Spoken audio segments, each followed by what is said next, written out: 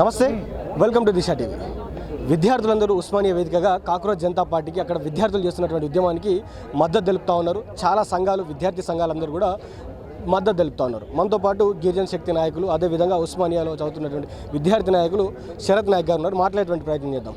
అన్న, చెప్పండి, నిన్న జరిగినటువంటి లాఠీ చార్జ్, ఏదైతే విద్యార్థుల మీద లాఠీ చార్జ్ కావచ్చు, టీఆర్ గ్యాస్ని వదలడం కావచ్చు, ఇష్టానుసారంగా కొట్టడం కావచ్చు, బట్టలు మొత్తం చింపారు. అసలు కనీసం బ్యాడ్జీలు పెట్టుకున్నటువంటి పరిస్థితి ఎట్లా చూస్తారు? ఈ కొట్టడాన్ని, బట్టలు చింపడాన్ని, బ్యాడ్జీలు పెట్టుకోకుండా రావడాన్ని.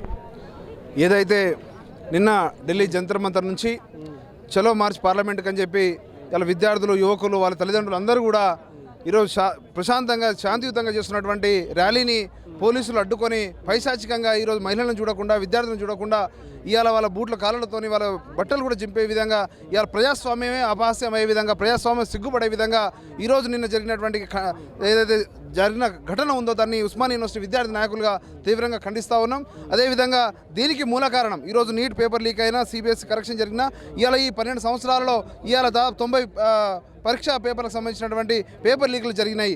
అదేవిధంగా దాదాపు ఇవాళ ఏదైతే లక్షలాది మంది, 20 లక్షల పైకి చిలుక ఉన్నటువంటి నీటి విద్యార్థులు కావచ్చు, ఇవాళ ప్రతి ఒక్కరికి, ప్రతి కుటుంబానికి సంబంధించినటువంటి వేలాది, లక్షలాది, కోట్లాది కుటుంబాలకు సంబంధించినటువంటి అంశం ఇది.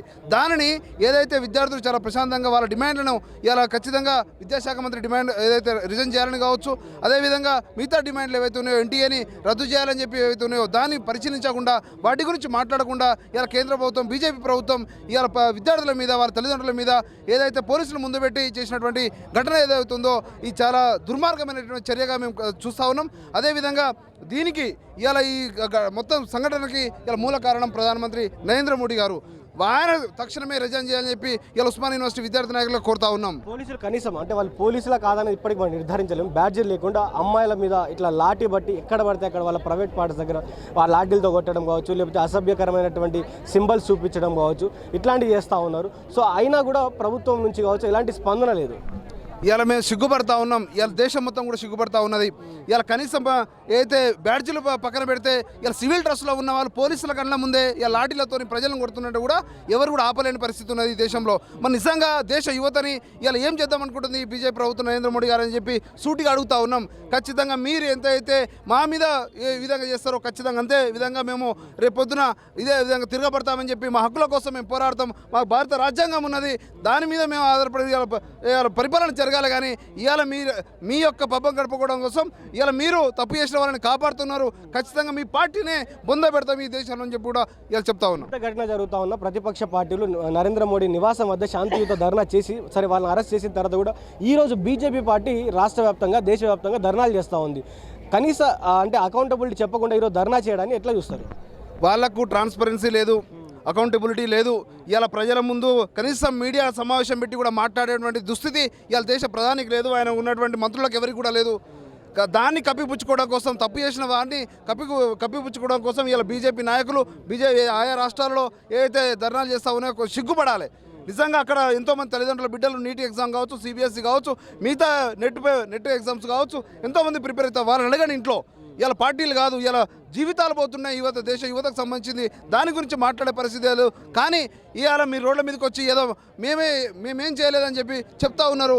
ఇది మేము చాలా దుర్మార్గంగా వీళ్ళు చేస్తున్నటువంటి ఏదైతే ఉన్నాయో ఖచ్చితంగా తీవ్రంగా ఖండిస్తూ ఉన్నాం. రాబోయే రోజుల్లో ఈ యొక్క దేశంలో బీజేపీ పార్టీని సమూలంగా ఇలా గద్దె దింపి ఇలా భూస్థాపితం చేసేదాకా యువకులంతా, దేశంలో ఉన్నటువంటి ప్రతి పౌరుడు, ప్రతి ఒక్కరు కూడా కంకణం కట్టుకొని పోరాటం చేస్తామని తెలియజేస్తా ఉన్నాం.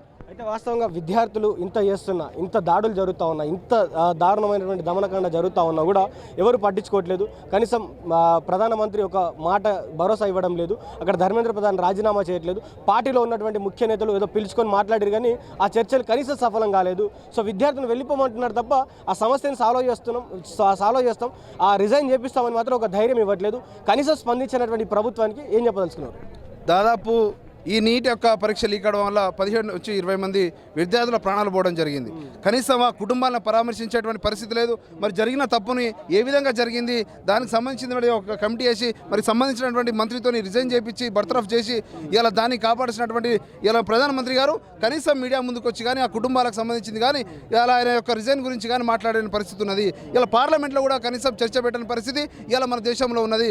కాబట్టి ఇలాంటి ప్రధానమంత్రి వద్దని చెప్పి ఇలా మేము ముక్తఖండం తీవ్రంతో ఖండిస్తూ ఉన్నాం. ఖచ్చితంగా రాబోయే రోజుల్లో ఈయన చేస్తున్నటువంటి ఏవైతే విధానాలు ఉన్నాయో ప్రజలందరూ కూడా గమనిస్తూ ఉన్నారు. అప్పుడు రైతులు ఏ విధంగా అయితే ప్రొటెస్ట్ చేసిరో ఇవాళ ఆయన దిగొచ్చి ఆ చట్టాలను కూడా వెనక తీసుకొచ్చినటువంటి పరిస్థితి ఉన్నది. కాబట్టి పోరాటాలతోనే ఇవాళ మేము వాళ్ళని అణచివేస్తాము, పోలీసులు మాకు దగ్గర ఉన్నారు, వాళ్ళ మీద కేసులు పెడతాం, వాళ్ళని కొడతామని చెప్పి ఎంత అణచివేస్తే అంత తిరగబడతామని తెలియజేస్తూ ఉన్నాం.